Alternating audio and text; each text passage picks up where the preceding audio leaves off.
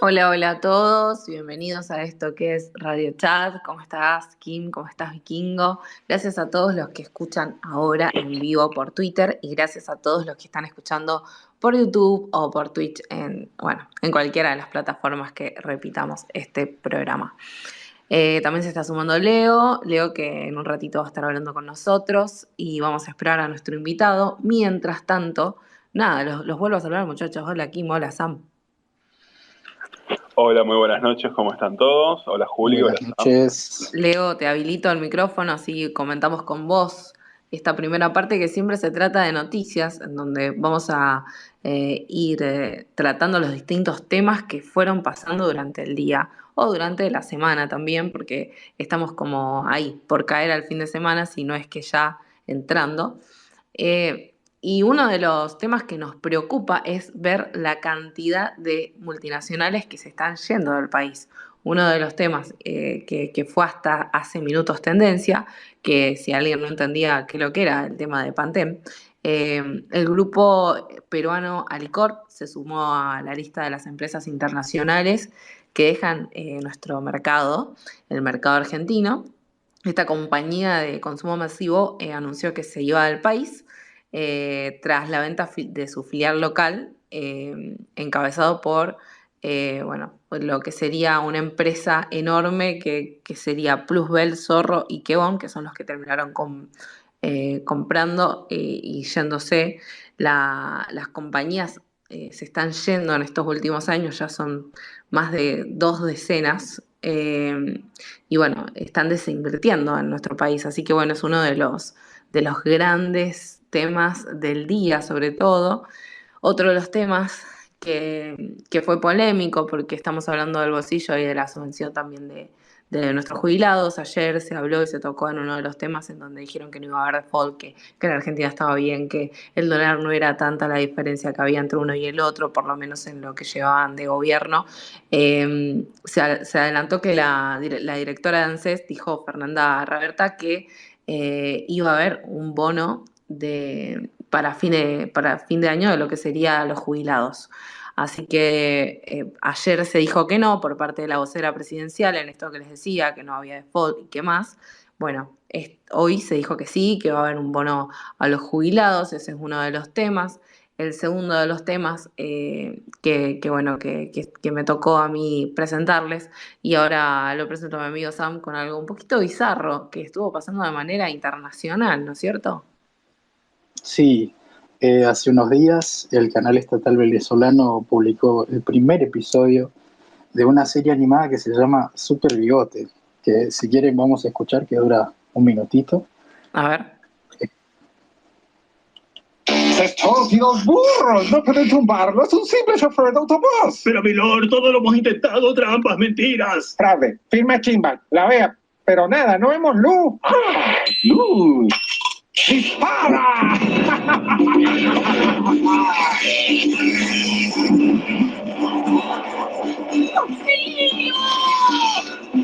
Hay una de las descripciones que hacer aquí, porque no se va a escuchar mucho, es lo que va pasando en el video. Comentalo, porque no creo que se entienda. Bien, el video empieza en la Casa Blanca en Estados Unidos con un villano muy parecido a Donald Trump, hablando por teléfono con otros dos villanos que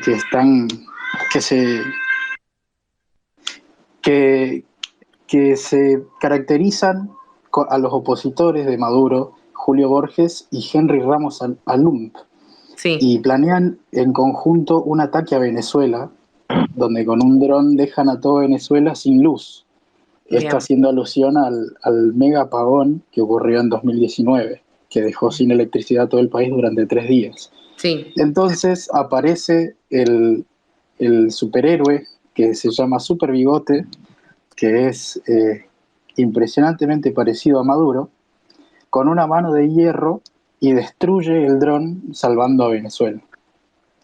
Esto es claramente propaganda estatal para de alguna forma poner la culpa de lo que sucede en Venezuela sobre actores externos al gobierno que desde 2013 llevó a Venezuela a tener un 94,5% de pobreza y 77% de indigencia. Por ahora Maduro no se pronunció sobre el programa, dando a entender que está de acuerdo con el mismo. Así que vamos a esperar a ver el próximo capítulo, a ver cuál es el próximo acto heroico de Super Bigote. bien, bien. Por ese lado, es un poco bizarro que ellos mismos creen una caricatura, pero no se puede esperar menos de ese gobierno, perdón. Pero de mi lado tengo que dar esa opinión. Vikingo, ¿cuál es una de las noticias que tenés para traer hasta primera de noticias? Bien, el pasaporte sanitario. Ah, Sophie, ¿no? sí. Anunció que el pasaporte sanitario se va a implementar desde la próxima semana. A su Y vez, la acércate un ministra, poquito más al micrófono porque te escuchamos muy lejos. ahí está. A su vez, la ministra de Salud reiteró que se va a utilizar para eventos masivos y que se está definiendo con la Secretaría de Innovación la mejor forma de aplicarlo. A su vez, dijo que tienen una franja de edad entre 18 y 40 años que han perdido el turno de la segunda dosis y que estiman que son aproximadamente 7 millones de personas en el país, los cuales no completaron el esquema completo de vacunación para la ciudad. A su vez, Bisotti reiteró que van a definir la mejor forma de aplicarlo, que puede ser con la aplicación Cuidar o con otra herramienta. Uno de los que se pronunciaron en contra del pasaporte, vamos a decirle, sanitario, Sí, fue el Colegio de Abogados de Tucumán, que en su web oficial, la parte de prensa, rechazó rotundamente lo que es el pasaporte sanitario.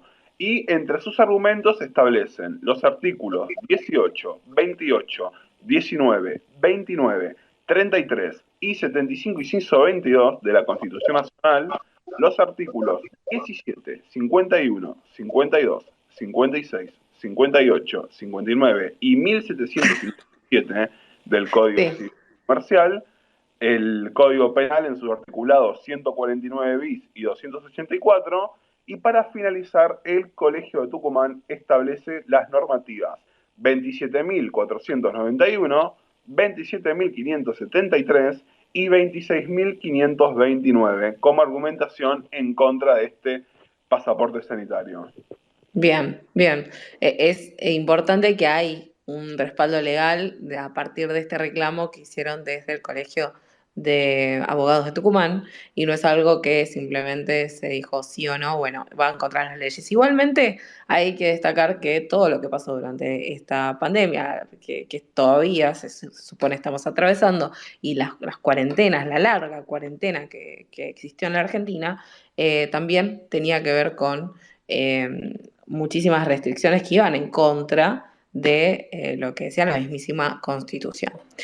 Uno de los temas que fue tendencia también esta tarde fue el tema del FMI, y no por el FMI en sí, sino en un hashtag que lideró Libres del Sur, uno de los movimientos fuertes de la Argentina, y para eso mismo trajimos a Humberto Tumini. ¿Cómo estás? Buenas noches, gracias por sumarte a Radio Chat. Hola Julieta, ¿qué tal? Gracias por, bueno, a estas altas horas de la noche quedarte hablando con nosotros. Nos parece muy interesante que podamos traer este tema a la mesa y sobre todo saber por qué ustedes le dicen no al FMI. Bueno, eh, el gobierno anterior de Macri contrajo una deuda enorme por 44.000 millones de dólares, ¿no? Todo indica que con un criterio explicitado por algunos funcionarios del FMI de ayudarlo a ver si lograba su reelección, ¿no? Pero además recursos que no se quedaron en el país, ¿no? El propio Macri ha reconocido que se lo pagaron a bancos que querían irse ante la llegada del kirchnerismo, ¿no? Esos bancos en realidad habían entrado a liberalizarse con Macri la entrada de capitales, entraban fondos especulativos, es decir, traían dólares, los pasaban a pesos, luego cuando se devaluaba el dólar, volvían, o si no, si la tasa de interés era muy alta, ponían a trabajar esos pesos, después los sacaban y se llevaban los dólares. Cuando se produjo, digamos, el lío cambiario de abril del 2018, esos fondos especulativos presionaron sobre el gobierno para poder salirse, ¿no? Sí, Y bueno, le pagaron con los recursos del Fondo Monetario Internacional, algo que está prohibido en el artículo 4 del propio estatuto del fondo. Entonces nosotros, ¿por qué decimos, voy a tu pregunta, por qué decimos no al acuerdo con el fondo? Nosotros decimos, primero tiene que ser investigado qué sucedió, ¿no? Porque es una enorme deuda que quieren que se haga cargo el país, pero que a ojos vista ha sido una deuda fraudulenta y que prácticamente no quedó nada porque en el periodo que va, desde que contrajeron el préstamo hasta que se fue el gobierno de Macri, se fugaron 45.000 millones de dólares, es decir, 1.000 millones de dólares más de lo que habían entrado. Se fugaron quiere decir que se les pagó a fondos especulativos o se permitió la libre compra hasta que se puso la restricción recién después de las PASO del 2019 y con eso se compraron 17.000 millones de dólares, de los cuales por supuesto el 1% compró el 80% de esos dólares, y grandes empresas, grandes gente rica, digamos, y bancos. Entonces nosotros decimos, resulta que la Argentina en semejante situación económica se va a tener que hacer cargo de una deuda de 44.000 millones de dólares que no quedó nada en la Argentina y que fue traída visiblemente por un interés político con la vista gorda y la adquisiencia, bueno, y el visto bueno del Fondo Monetario Internacional. Entonces no estamos de acuerdo con eso.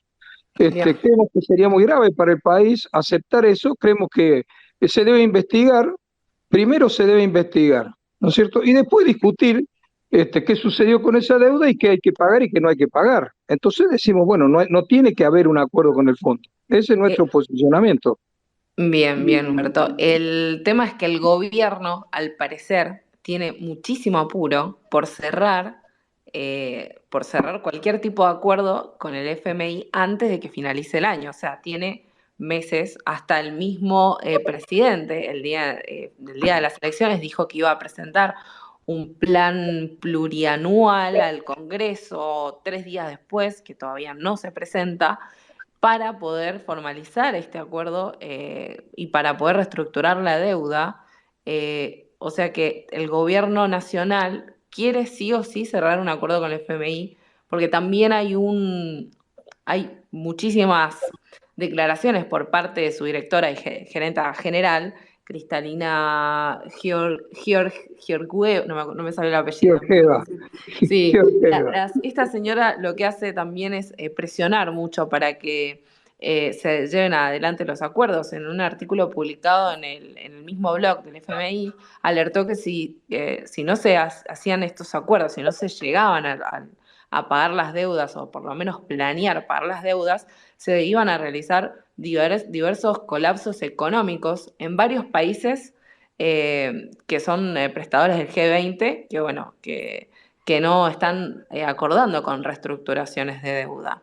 Y eso es lo que a nosotros nos deja como en una situación en donde empezamos a ver, bueno, desde afuera están presionando, el gobierno quiere acordar y hay una gran movida, sobre todo, bueno, como vimos hoy en la tendencia, de que se quiere frenar con este acuerdo y por otro lado, no. Bueno, obviamente nosotros tenemos diferencia con la posición del gobierno, ¿no es cierto? ¿Me escuchas? Sí, sí, te escucho, te Ah, escucho.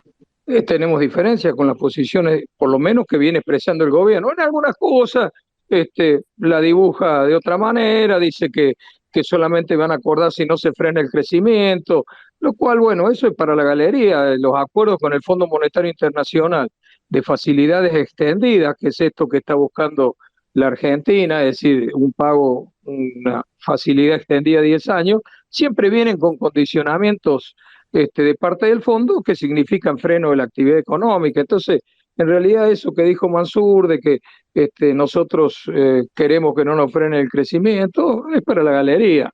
En realidad ellos están de acuerdo, digamos, en formalizar un acuerdo con el fondo. Nosotros lo que decimos, ¿no es cierto? No solo, nosotros no estamos de acuerdo, ya te expliqué cuál es nuestra posición, pero en todo Sí. caso, si el gobierno piensa que hay que acordar, nosotros creemos que lo que debiera hacer es explicitarle a la sociedad argentina claramente cuál es el acuerdo y las consecuencias del acuerdo, ¿no? Es decir, lo tendrían que, porque muchas veces estos acuerdos se esconden, la parte sustancial se esconde, pero después se cumple, ¿no? Por ejemplo, el gobierno dice que no va a ajustar, sin embargo, hace un año que viene ajustando las cuentas públicas en una situación desastrosa de la Argentina, ¿no es cierto? Habría que preguntarle, por ejemplo, al gobierno de Biden si está ajustando en la situación económica de los Estados Unidos, que es mucho mejor que la de la Argentina. No, ha puesto billones de dólares para reactivar la economía. Bueno, la Argentina viene ajustando desde hace un año, desde fin del 2020 hasta acá, y claramente tiene que ver con los acuerdos subterráneos que va llevando con el fondo. Entonces, lo que tendría que hacer el gobierno es explicitar cuál va a ser el acuerdo, claramente, no el plan bianual, eso, explicitar, nosotros vamos a acordar esto, en términos del dólar vamos a acordar esto, en términos del superávit o déficit fiscal vamos a determinar esto, en las tarifas vamos a determinar esto, en las jubilaciones vamos a determinar, debería explicitar y convocar a la sociedad a una consulta diciendo si está de acuerdo o no está de acuerdo, una consulta vinculante. Es decir, si el gobierno quiere tener esa estrategia con la que nosotros estamos en desacuerdo, que consulte a la sociedad, porque esto va a afectar seriamente la vida de la enorme mayoría de la sociedad por muchos años.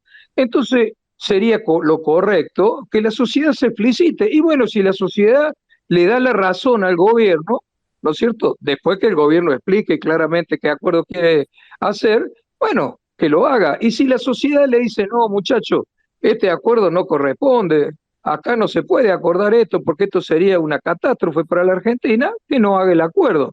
Es decir, tiene esa posibilidad. Sería muy malo que el gobierno, por cuenta propia, ¿no es cierto? O por cuenta del Congreso que controlan ellos y controlan la oposición de Justo por el Cambio, que está de acuerdo, por supuesto, con cerrar lo del fondo, porque ellos fueron los que hicieron la deuda y lo que hicieron el acuerdo con Macri.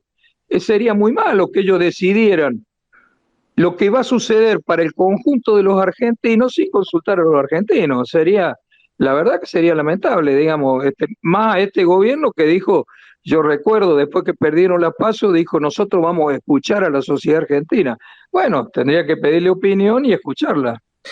Y escuchar conlleva también hacer por ahí un tema de votación a nivel internacional, porque yo creo también que al haber una diferencia tan grande después de las elecciones con el voto de lo que sería el gobierno y la oposición, ya esto es como que hay una falta de representatividad muy fuerte como para dejarle esta decisión en las manos del gobierno actual. A ver, tengo acá a Kim que tenía una pregunta. No sé si querés hacerla ahora, Kim. Sí, buenas noches, Humberto. Hola, ¿qué tal? Usted habla también de una catástrofe social que puede que puede causar pagar el acuerdo al FMI.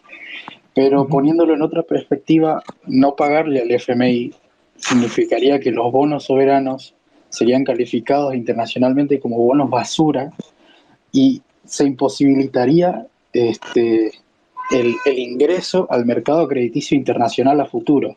¿Esto lo tiene en cuenta usted y su movimiento y qué solución tienen en base a eso? Por supuesto que lo tengo en cuenta. La Argentina se declaró en default en diciembre del 2001, ¿no? Sí. Gobernaba Adolfo Rodríguez Sá. Perfecto. Volvimos al mercado internacional a fines del 2006, es decir, 5 años después, ¿no es cierto? En esos años, la Argentina salió de la crisis, se recuperó y comenzó un sendero de crecimiento que se extendió hasta el 2011 por 2 razones.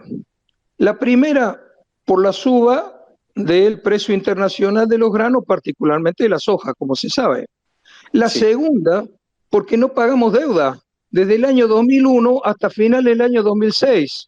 Y a finales del año 2006 pagamos con una quita del 70% que fue el acuerdo que hizo Roberto Labaña. Es decir, acá se presentan títulos catástrofes sobre lo que iba a pasar, los títulos soberanos, lo que tendrían que explicar los que sostienen esos títulos catástrofes de lo que le pasaría a la Argentina.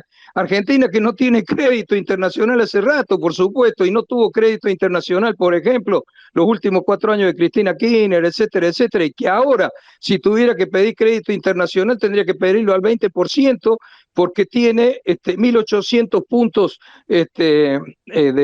¿cómo se llama?, de riesgo país. Entonces, la Argentina en esa situación lo que tendrían que explicar es qué va a pasar si hacen el acuerdo con el Fondo Monetario Internacional. ¿Qué significa? ¿Qué va a pedir el Fondo Monetario Internacional? Va a pedir devaluar, va a pedir agarrar y reactivar el aumento de las tarifas, va a pedir bajar las jubilaciones, va a pedir bajar los salarios, va a pedir disminuir la obra pública.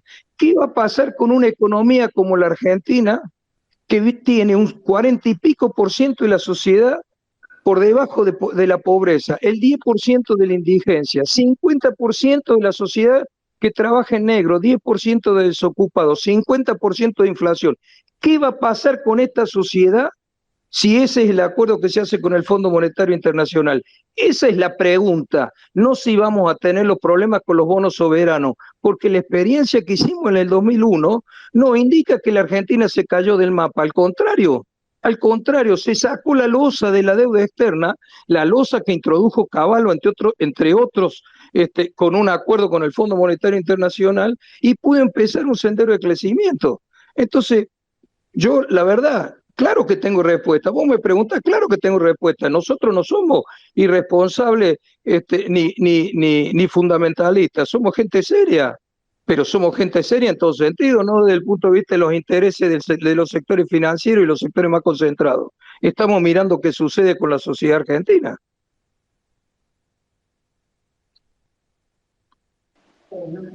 Hola. Se cortó. Hola. Sí, No, está bien, perdón. Yo no podía desmutearme, pero sí, te estamos escuchando. Justamente te estaba diciendo que lo que más asusta de estos acuerdos es que no hay una claridad en cuanto a los papeles, en cuanto a los acuerdos, en cuanto a todos estos viajes y reuniones, que lo que a mí más me asusta es que hay como una especie de negación y falta de credibilidad ya de los participantes, de los que nos representan en estas negociaciones, porque ni siquiera Guzmán está yendo a dialogar a estas reuniones, están enviando a una representante, hoy específicamente la directora del Fondo Monetario, la señora esta que no me sale el apellido, Rita. Sí, bueno, Cristalina. Cristalina dijo que empezó a hablar, ¿no? Porque obviamente hay una presión muy importante de ese lado. Dijo que esta nueva variante de Omicron podría desacelerar la recuperación económica mundial tras la pandemia, como diciendo, che, paguen ahora porque después va a ser peor. Porque como todos dicen, todo lo que pasa afuera es un reflejo de lo que viene después y pasa acá. Sí, estamos viendo países que son afectados por esta variante, por la falta de vacunas, y bueno, están empezando a cerrar, está entrando ya, como acá va a empezar en Argentina, el tema del pase sanitario. ¿Vos qué creés que pueda llegar a hacer el gobierno con respecto a si llega a entrar una nueva crisis de la mano de una nueva cuarentena o de una nueva pandemia ya un poco más marcada? Bueno, una situación perfectamente posible, ¿no? Habrá que verla, ojalá no sea así, pero la tuvimos en el 2021, ¿no? Es decir, el pico más grande que tuvimos nosotros de contagio y de muerte lo tuvimos entre marzo, abril y mayo de 2021, ¿no? No fue en el 2020, fue en el 2021, y eso conllevó un freno económico inevitable, ¿no es cierto?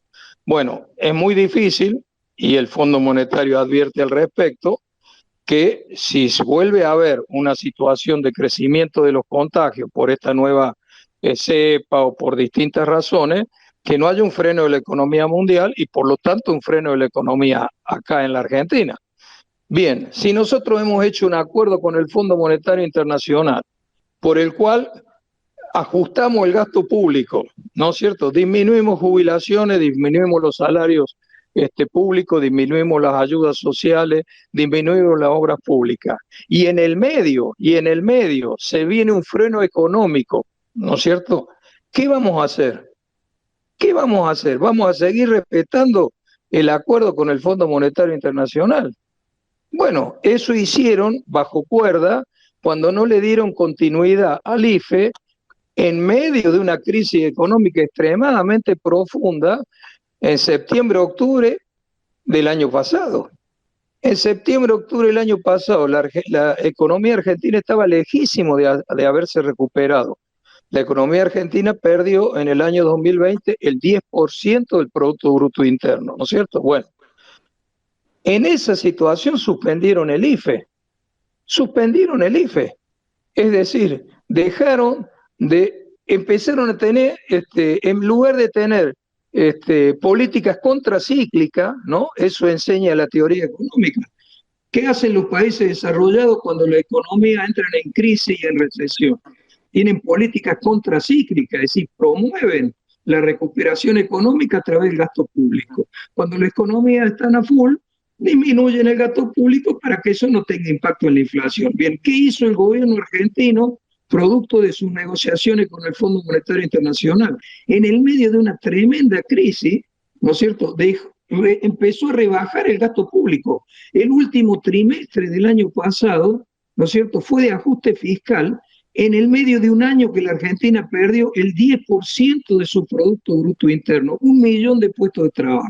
Bien, si la economía mundial comienza a tener problemas porque la pandemia no se logra controlar, y eso inevitablemente tiene impacto en la Argentina y en todos los países, ¿qué vamos a hacer con el acuerdo con el Fondo Monetario Internacional?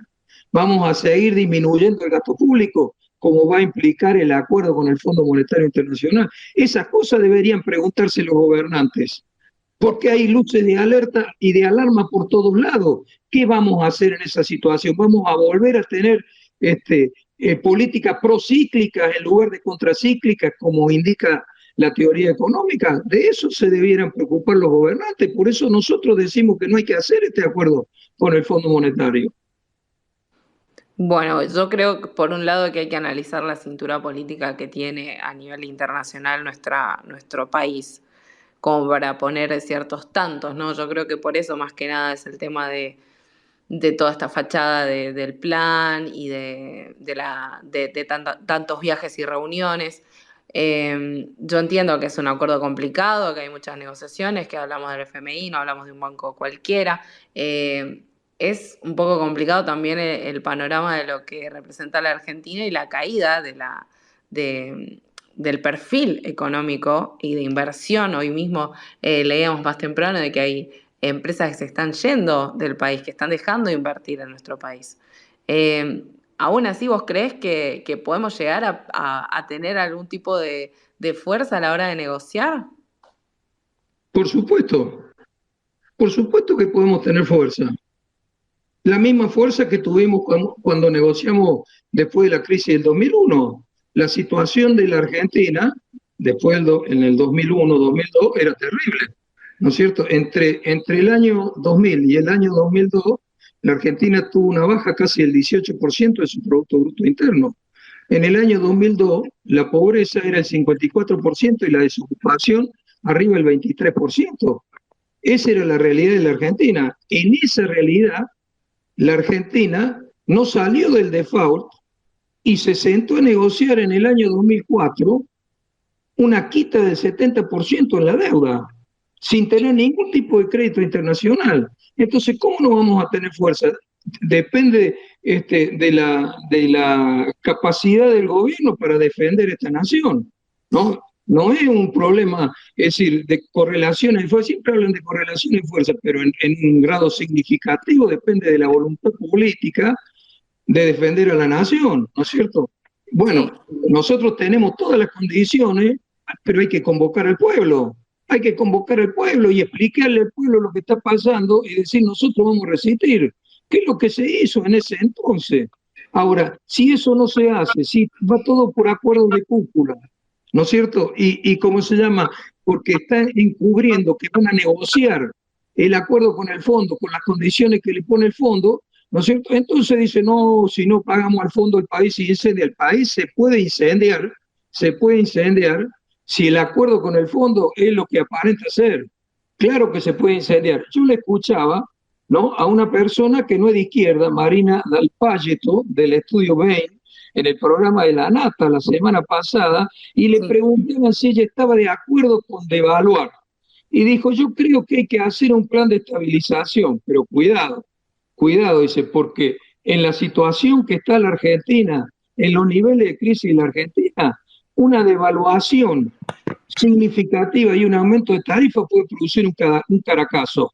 Eso lo decía Marina Dal Paghetto, no lo decía el FIT, ¿no? Digo, para que tengamos en cuenta todos los escenarios, porque si no parece que el único escenario es no pagar el fondo. Bien, ahí me escuchás, Humberto. Voy a Sí, te invitar escucho. a las personas que nos están escuchando, les agradezco y también les pido que retuiteen este espacio para que más y más se sumen. Vamos a invitar a que pidan micrófonos para cualquier pregunta que le quieran hacer a Humberto. Esto es Yo. como tener a los oyentes del otro lado y los oyentes directamente te pueden preguntar. Así que bueno, vamos a abrir los micrófonos y mientras tanto Vikingo va a hacerte una consulta. Humberto, ante todo, muchas gracias y muy buenas noches. Y te hago una consulta. De cara, obviamente, como estuvimos hablando y como te estuvimos escuchando, al contexto social y económico que estamos pasando. Porque hay algo que es muy cierto y es que el acuerdo con el FMI es un acuerdo muy, pero muy crudo. Si se lee lo que está establecido, es un acuerdo muy crudo.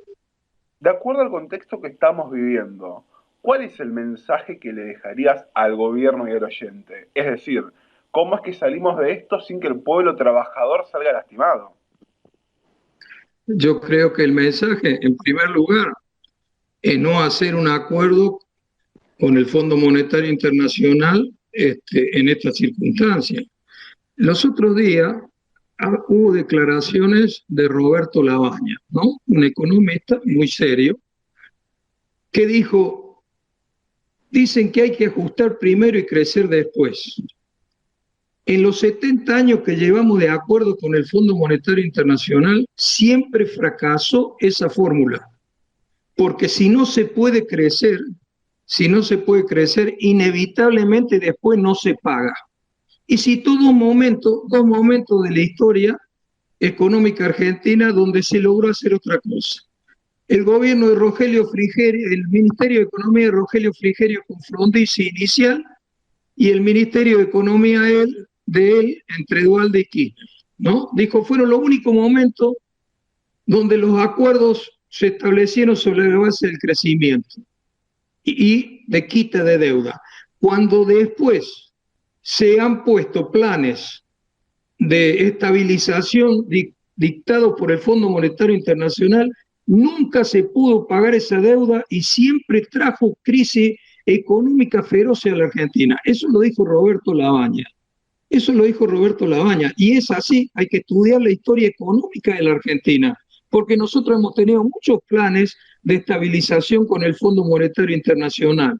Lo tuvimos con la dictadura, lo tuvimos en la última parte del gobierno de Alfonsín, lo tuvimos con Cavallo, ¿no? Y hay que mirar los resultados de ese tipo de acuerdo. Entonces nosotros no tenemos que hacer ese acuerdo. Nosotros tenemos que agarrar y buscar la salida económica de la Argentina sin que la deuda externa sea una pesada losa sobre nosotros y sea un condicionamiento para las políticas públicas y para la política económica de la Argentina. Nos tenemos que guiar por el interés nacional y por el interés de las mayorías populares, y no por el interés de los sectores más concentrados y particularmente de los sectores financieros.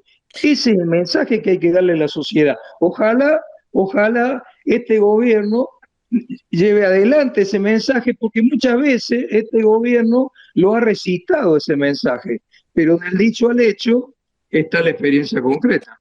Humberto, según las elecciones pasadas, lo que fueron hace unas semanas nada más, vos hablas de, bueno, de hacerle caso al a lo que decía no la mayoría, ¿no? Pero a la clase social más vulnerable. ¿Qué opinás de las elecciones? ¿Qué opinás de nuestros gobernantes? ¿Qué opinás de los perfiles fuertes que se levantaron en las elecciones pasadas? Es una pregunta, Julieta, media grande. Sí, pero enfoquémonos Mira, a ¿qué algunos opino? ¿Qué opino? particulares. Opino lo siguiente. Sí, Juntos por el Cambio logró retener los votos que había sacado en la derrota del 2019, entre otras cosas, por lo mal que está la situación actual y además porque no esbozaron en ningún momento, dijeron qué harían ellos en el gobierno, ¿no? Porque si dicen, bueno, nosotros haríamos lo mismo que Macri, no hubieran podido retener ese voto. Pero no lo dijeron, no solo no lo dijeron, sino que lo metieron a Macri abajo de la alfombra hasta donde pudieron, ¿no es cierto?, para que la gente diga, bueno, esto está tan mal, a lo mejor Rodríguez Larreta, Facundo Manes, pero apenas lograron retener los votos. Ese es un dato que hay que tener en cuenta, ¿no? sí. Vamos a ver cuando Juntos por el Cambio explicite cuál es su proyecto de país, ¿no? Y se lo pongan en comparación con el proyecto que tenía Macri, vamos a ver si retienen ese voto, ¿no es cierto? El gobierno tuvo una dura derrota, y tuvo una dura derrota porque en definitiva, ¿no es cierto? Por supuesto, el gobierno recibió un país en muy mala situación económica, lo dejó Macri, y muy endeudado, pagó una respetable cantidad de deuda. El gobierno, desde que llegó hasta ahora, arriba de 12.000 millones de dólares ha pagado de deuda, ¿no es cierto? Después vino la pandemia, pero además llevó adelante, digamos, una cantidad llamativa de errores. En el terreno económico, esto que le decía, y en otros terrenos, ¿no es cierto? Esto del vacunatorio VIP, la fiesta de Olivo, ¿no? Todos los intentos por impunidad para la corrupción de los anteriores gobiernos del kirchnerismo, en fin, reiteró una cantidad de errores que lo llevaron a una dura derrota electoral. Ahora, si uno analiza, el gobierno perdió el 15% de los votos, ¿no? Eso en términos numéricos son 4,5 millones de votos. De ese 4,5 millones de votos, de ese 15%, entre el 4 y el 5% se volvieron a Juntos por el Cambio. Es decir, un electorado que había abandonado Juntos por el Cambio en el 19, lo votó Alberto porque no era Cristina, y muy descontento con Macri. Ahora dice, no, pero Cristina sigue jugando un papel muy activo en este gobierno y se volvió.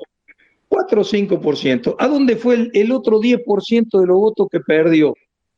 El 5% se fue a la abstención. No se fue a Juntos por el Cambio, mucho menos a la derecha, se fue a la abstención, es decir, decidió no votar. Enojado con este gobierno, pero sin ningún tipo de intención de ir con la derecha. Y otro 5% de los votos se fue a la izquierda. No solo al FIT, se fue a otras expresiones de izquierda y en muchos casos también a opciones electorales, ¿no es cierto?, que presentamos nosotros, el Libre del Sur, ¿no? Nosotros con alianza. Nosotros hicimos alianza con el Partido Socialista en Santa Fe, sacamos el 12% de los votos. Hicimos alianza en Santiago del Estero, sacamos casi el 7% de los votos. Hicimos alianza en Tucumán, sacamos el 5% de los votos. Es decir, ese componente de voto que se fue a la izquierda, también una parte nos lo llevamos nosotros, ¿no? ¿Y a dónde estaba? Sí. Sí, ¿y a dónde estaba ese voto? No estaba en la clase media, estaba en los sectores populares. En los sectores populares. Nosotros en Salta, en los sectores populares, en las elecciones provinciales de Salta, sacamos el 14, 15 y hasta el 35% en la ciudad de Salta en los sectores populares, ¿no? Porque nosotros tenemos un trabajo social muy fuerte. Y lo mismo sucedió en Santiago del Estero, y lo mismo sucedió en Corrientes, y lo mismo sucedió en Tucumán, y lo mismo sucedió en Neuquén, ¿no es cierto? En todos los lugares y lo mismo sucedió en una parte no desdeñable de los votos de Florencio Randazzo. Es decir, ¿a dónde se fueron los votos que perdió el gobierno? No se fueron a la derecha, una parte minoritaria se fueron a la derecha. Bueno, habrá que ver qué sucede si el gobierno, en lugar de escuchar a la sociedad como dijo que iba a hacer, persiste en políticas económicas y sociales que son sumamente agresivas para esta sociedad, como el acuerdo de la Funda. Hay uno de los actores sociales que nace de las redes sociales, le dicen el candidato de las redes sociales. Estamos hablando del economista Javier Milei. Eh, y bueno, obviamente correspondiente a lo que es la provincia de Buenos Aires. Es una fuerza bueno, que se llevó un porcentaje, porque vos estás hablando como que las dos fuerzas nada más fueron las que sufrieron y le sacó y le dio una a la otra. ¿Qué opinas de Javier Milei y de Expert? Eso le sacaron votos a Juntos por el Cambio. Eso le sacaron votos a Juntos por el Cambio. Juntos por el Cambio, que perdió 1 millón de votos, disimuló la pérdida porque recuperó una partecita de los votos que había perdido con el Frente de Todos en el 2019. Es decir, ¿qué sucedió acá? Sucedió que la derecha, que siempre ha existido en la Argentina, porque el que piensa que no voy a hablar, por supuesto, de 100 años atrás, donde el Partido Conservador era dominante, estoy hablando, digamos, de este periodo de democracia del 83 en adelante. La derecha siempre tuvo existencia electoral y armó sus partidos, armó la UCD, armó Nueva República con Cavallo, siempre tuvo sus representaciones, minoritarias, pero las tuvo, ¿no? Y el que cree que no tiene, alguien dice, pero Javier Milei sacó el 17% de los votos, Adelina de Viola sacó el 25% de los votos con la UCD en la ciudad de Buenos Aires, ¿no? En el año 85. Es decir, acá hay un segmento de la sociedad, ¿no? De clases medias altas, de clases altas, con cierta influencia sobre clases medias, que siempre ha existido. Y bajo determinadas condiciones aparecen e irrumpen, como esto de Milei, digamos, ¿no? Es razonable que así sea, es razonable que así sea. Nunca la experiencia argentina ha mostrado posibilidades de extenderse, ¿no? Y si se extiende, se van a extender a costa de Juntos por el Cambio, ¿no? Por eso le dan sobrevida a Macri, para que retenga, y a Bullrich y demás, para que retenga votos. Pero bueno, como todas las cosas, en situaciones de crisis muy intensa, donde hay segmentos de las clases medias que se asustan fuertemente, siempre hay un caldo de cultivo para ideas de derecha extremista. No me voy a remitir a los nazis porque eso está muy lejos, pero basta con ver lo de Trump en Estados Unidos, para ver lo de Bolsonaro en Brasil, para ver lo de Chile ahora con Katz, ¿no? Es decir, hay por supuesto un segmento de la sociedad que ha sido siempre de derecha, y hay otro segmento de la sociedad que está asustada y que se orienta a ver si por estos extremismos tiene alguna salida. Por supuesto es falso. Estos extremismos son parte de los sectores de poder concentrado, no, eso de que son autónomos, independientes, es un verso, ¿no? Es un verso. Hay que verlo a Trump, hay que verlo a Bolsonaro. ¿Vos ¿no? crees que a la larga Javier Milei o Expert se van a terminar uniendo con Juntos por el Cambio? No sé si van a hacer eso, no sé, habrá que verlo llegado el momento, ¿no? Porque eso pone en tensión Juntos por el Cambio.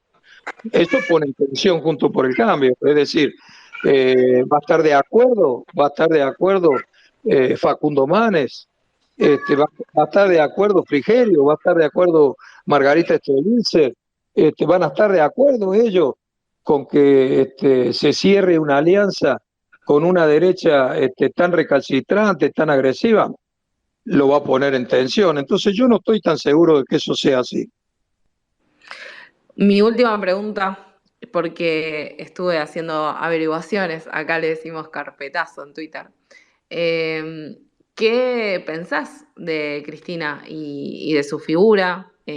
Un antes y un después de la pandemia, me puedes decir, un antes y un después de las elecciones, y qué crees que pueda llegar a hacer con respecto a este acuerdo o a esta negociación del acuerdo que se pueda llegar a hacer con el FMI.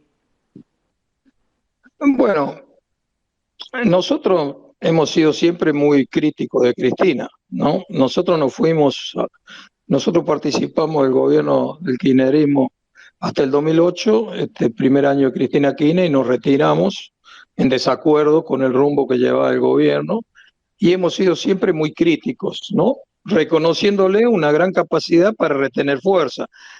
Nosotros tenemos una visión de que Cristina y el kirchnerismo son un proceso que van en declive, ¿no? No estamos de acuerdo con la línea de mis amigos de Clarín que permanentemente le ponen como el cuco, ¿no? Si uno observa, perdió Cristina Kirchner las elecciones del 2013 con Massa, perdió las elecciones su candidato Scioli en el 2015 con Macri, perdió ella con Bullrich en el 2017. En el 2019 se vio obligada a ponerlo a Alberto Fernández y hacer una alianza con Massa, que eran muy críticas de ella para poder sobrevivir políticamente. Y volvieron a perder ahora y perdieron en el reducto de ella, o sea, bajaron muchísimo los votos en la en la provincia de Buenos Aires, en la tercera sección electoral, en La Matanza bajaron muchísimo los votos, es decir, nosotros creemos que ahí hay un proceso paulatino de deterioro político de Cristina y del kirchnerismo, ¿no? Aunque le reconocemos una alta capacidad, digamos, de defender su espacio y de condicionar a los demás, ¿no? Eso sí ha mantenido, hay que ver si lo mantiene ahora. Se le observa a Alberto algunas conductas políticas que no ha tenido para con ellos. ¿Qué va a hacer? Está muy entrampada. Ella cometió un grave error con la carta, porque en realidad ella dijo, yo tengo que controlar este gobierno, y debilitó después de las PASO al gobierno de Alberto Fernández, y por supuesto no lo pudo controlar porque no tenía espalda política para controlarla. Ahí siguió Guzmán en su lugar, siguió Culfa en su lugar, siguió Moroni en su lugar, vino Mansur, que no es exactamente alguien que adhiere a Cristina Kirchner, ¿no? Vinieron intendentes de la provincia de Buenos Aires. Es decir, cometió un grave error con esa carta.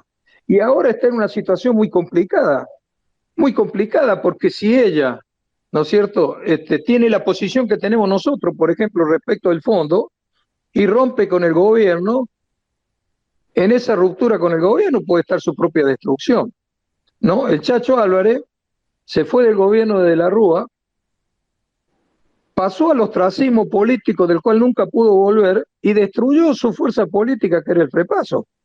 Y no porque no tuviera razón en ese momento de criticarlo a De la Rúa, pero esa fuerza política nunca le perdonó, ¿no es cierto?, que su renuncia tiró el gobierno de la Rúa por la borda. Bueno, si Cristina hoy hace algo por el estilo, su propia fuerza, quiero ver hasta dónde le va a responder, ¿no es cierto? Pero al mismo tiempo, si no hace eso, va a tener que justificar por qué.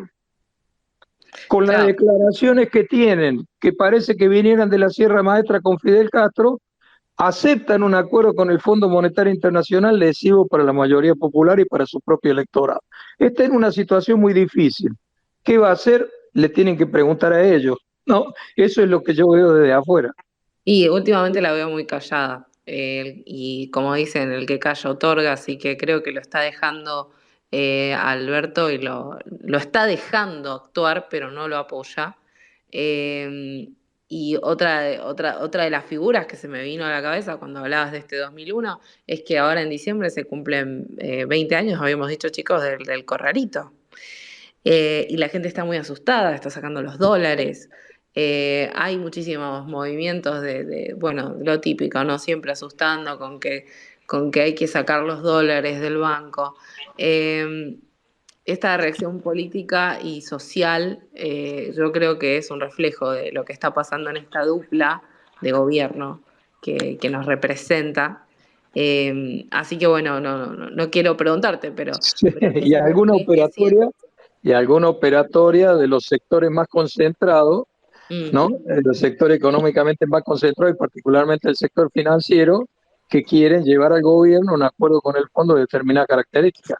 Porque, por ejemplo, estas versiones que hacen correr sobre el corralito y por qué se viene de nuevo la fecha y todo lo demás, no tienen ningún contacto con la situación concreta de los bancos y los encajes en dólares. Es decir, los bancos están sobrados en dólares y los que no tienen ellos lo tiene el Banco Central para devolverle a cualquiera que quiera sacar sus dólares del banco lo que pida, ¿no? Es más, había 32.000 millones de dólares depositados en los bancos y actualmente hay 15.000 millones de dólares. Esos 17.000 millones de dólares fueron sin ningún problema dados por los bancos a todos los ahorristas que querían llevárselo, que por supuesto los ahorristas que se llevan, esos son los grandes ahorristas, ¿no? Pero tenían esos recursos y los siguen teniendo. Entonces hay una operatoria también de otros sectores del poder. No es solo un problema de la desconfianza en este gobierno, ¿Qué es la sectores del desconfianza que poder? se Porque siembra es como que me estás interesadamente. diciendo que la misma Argentina quiere llegar a este punto de poder acordar con el FMI. Ya sé, pero ¿quiénes siembran esas versiones? ¿Quiénes siembran versiones que no tienen ningún sustento en la realidad, como que puede haber un nuevo corralito? ¿Quiénes lo siembran? Alguien lo siembra. No es que la gente, digamos, dice, ay, va a haber un nuevo corralito, se viene el 19-20. No, alguien siembra esas versiones. Porque acá hacen política todas, Julieta. Todos hacen política, y todas, diría Cristina, ¿no? Entonces, bueno, hay que mirar el conjunto de la pantalla, no solo una parte de la pantalla. Me parece interesante este punto de vista que planteas, Humberto. Te agradecemos, obviamente, por tu tiempo. Yo te prometí 10, 15 minutos, pero ya te sacamos hasta, no sé si más de una hora. Y bueno, también invito para quienes quieran preguntar, Leo. Sí. Hola, ¿puedo hacer una pregunta? Sí, por favor. La última, chicos. ¿Cómo estás, Humberto? Soy Leo, ¿cómo estás? Mucho gusto. ¿Qué tal? Mira, te quiero hacer una consulta. Hace rato vos dijiste, digamos, que la mayoría de las personas, digamos, que tienen más o menos ideas de derecha son mayormente sectores de clase media o sectores de clase alta. Yo quiero preguntarte, digamos, ¿por qué pensás eso? Sabiendo que, por ejemplo, dato no opinión, la gran mayoría, digamos, de los votos que sacó, por ejemplo, Milei han sido de barrios realmente muy pobres y, por ejemplo, acá Gómez Centurión en 2019, por ejemplo, acá en Tucumán, sacó bastante porcentaje de votos. Entonces, la pregunta es por qué vos pensás, digamos, que una de las provincias como más pobres y en uno de los barrios como más pobres está ganando, digamos, la derecha. ¿Por qué pensás por eso? ¿Por qué pensás, digamos, que los sectores ricos, digamos, son los que votan derecha y no? Es que eso no es así. Lo que vos dices no es así, no se verifica así en la realidad electoral. Gómez Centurión sacó no muchos votos, no tengo presente de haber sacado 3-4% de los votos en Tucumán. Sí, 3% de los votos, sí, en la primera elección. ¿Por qué? Porque en Tucumán hay una fuerza política que es la de Bussi, hijo del general Bussi, que tiene siempre 7, 8, 9% de los votos de Tucumán. Y una parte de esos votos derivaron a Gómez Centurión. Pero no son votos de los pobres, son votos de sectores medios y medios altos de Tucumán, no son votos de los pobres. Y en el caso de Milei en la ciudad de Buenos Aires, la ciudad de Buenos Aires tiene un componente electoral de sectores pobres muy bajo, no es una ciudad de pobres. Y donde están los pobres, que son las villas, ¿no? Hay un porcentaje muy significativo de gente que es extranjera y que no vota en la elección nacional, vota y poco en la elección de la ciudad de Buenos Aires. Si vos analizás el de los 17% de votos que sacó Milei, si de eso hay un 1%, escuchá lo que te digo, si hay un 1%, 17% o 2% como mucho de los sectores más humildes, es mucho. Todo lo demás son sectores medios y sectores medios altos. Eso dice en concreto el resultado electoral, porque si vos agarras los resultados de Palermo, de Paternal, de Caballito, de Flores, ¿no? Los sectores pobres de estas comunas son muy bajos, ¿no? Hay sectores pobres en la comuna de La Boca, Barraca, Pompeya, ¿no? Que es la 4, en la 8 de Lugano, ¿no? Un poco menos en Matadero, en la 9, y después tenés la Villa 31, que es parte de la Comuna 1, pero es una parte minoritaria. Entonces, no es real que hubo mucho, eso es propaganda, que hubo mucho voto pobre. Y te voy a decir, si hay algo que nosotros detectamos, es que sucede con los sectores más humildes y pobres, porque nosotros dirigimos Barrio de Pie, probablemente la organización social más extendida de este país, que está en los pobres. En los pobres, nosotros en la ciudad de Buenos Aires estamos prácticamente en todas las comunas donde están los pobres. y nosotros realmente no detectamos un voto significativo a Milei. No es que no hubo voto a Milei, por supuesto, y no es que no lo recibieron en la Villa 31 o en la 11-14, donde fue, pero el voto no fue significativo. No fue significativo, no es el voto de la extrema derecha, ni hablar de Esper, ni hablar de Esper.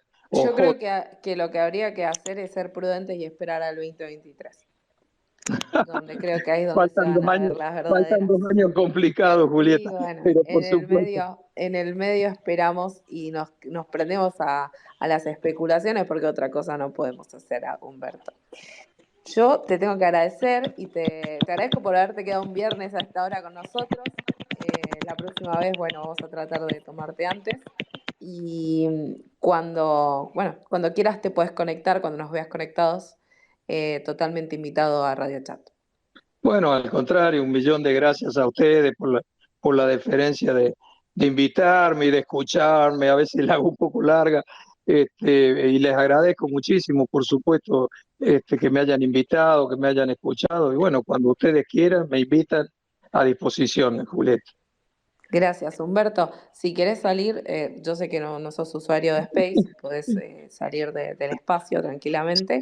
Cierro el micrófono. Sí, cerrás el micrófono y nos reencontramos en otro momento. Gracias, Humberto. Bueno, un abrazo grande. Un abrazo. Chao. Muchas gracias. Chao, muchísimas gracias.